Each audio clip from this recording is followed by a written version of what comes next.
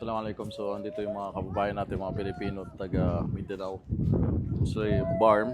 So, ito yung mga hojaj natin na taga Pilipinas. So, napakarami na kanina pa tayo may mga nakikita iba din group. Yung mga nauna na. To dumating sila ngayon sa Mount Ohod. So, naway i-reward ng Allah lahat ng mga Filipino Muslims is makapag-Hajj, Umrah. Inshallah makarating dito. Say Amin and share this. Inshallah. Ayan mga hojaj natin na mga taga Mindanao. Assalamualaikum, musta po? Nandito sila ngayon, mga hojaj natin. Inshallah.